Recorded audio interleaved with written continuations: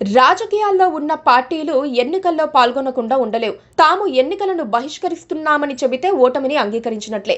ముఖ్యంగా ప్రతిపక్షంలో ఉన్న పార్టీలు ఇలాంటి వ్యూహాత్మక తప్పిదాలు చేయకూడదు. అయితే ఇప్పుడు బీఆర్ఎస్ ఇలాంటి తప్పిదమే చేస్తున్నట్లుగా కనిపిస్తోంది. తెలంగాణలో 3 ఎమ్మెల్సీ స్థానాలకు ఎన్నికలు మార్చిలో జరిగే అవకాశం ఉంది. బీజేపీ ఇప్పటికే అభ్యర్థుల్ని ఖరారు చేసింది. కాంగ్రెస్ పార్టీ కూడా అభ్యర్థుల కసరత్తు చేస్తోంది. అయితే భారత రాష్ట్ర సమితిలో మాత్రం సందడి కనిపించడం లేదు.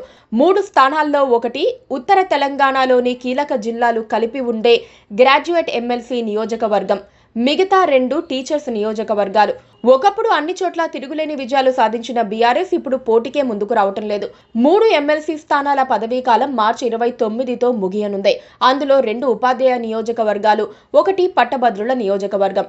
ఆదిలాబాద్, నిజామాబాద్, కరీంనగర్, మెదక్ పట్టభద్రుల నియోజకవర్గం నుంచి ఎమ్మెల్సీగా ఎన్నికైన కాంగ్రెస్ సీనియర్ నేత టి జీవన్ రెడ్డి పదవీకాలం ముగుస్తుంది. ఆదిలాబాద్, నిజామాబాద్, కరీంనగర్, మెదక్ టీచర్ నియోజకవర్గం నుంచి ఎమ్మెల్సీగా ఎన్నికైన రఘోత్తమ్ రెడ్డి, వరంగల్, ఖమ్మం, నల్గొండ టీచర్ నియోజకవర్గం నుంచి ఎన్నికైన నర్సిరెడ్డి పదవీకాలం కూడా పూర్తవుతుంది. ఎమ్మెల్సీ ఎన్నికల కోసం బీజేపీ ముందుగా రెడీ అయ్యింది. గ్రాడ్యుయేట్ ఎమ్మెల్సీ స్థానానికి పటాన్చెరు నియోజకవర్గానికి చెందిన అంజిరెడ్డిని ప్రకటించారు. ఉపాధ్యాయ నియోజకవర్గాలకు విద్యా సంస్థల యజమానుల్ని ప్రకటించారు.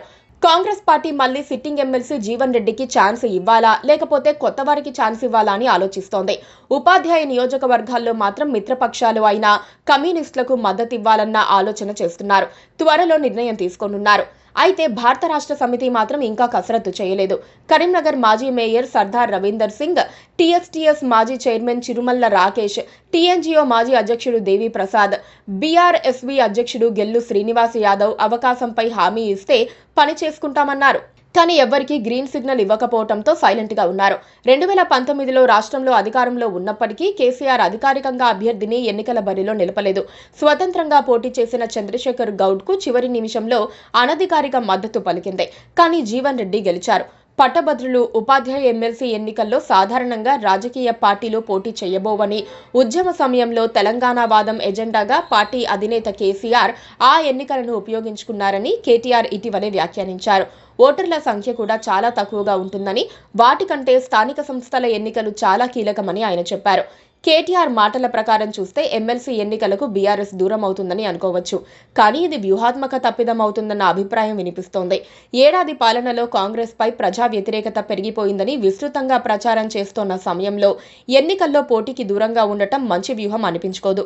పట్టభద్రులు సహజంగా బీఆర్ఎస్ వైపే ఉంటారు.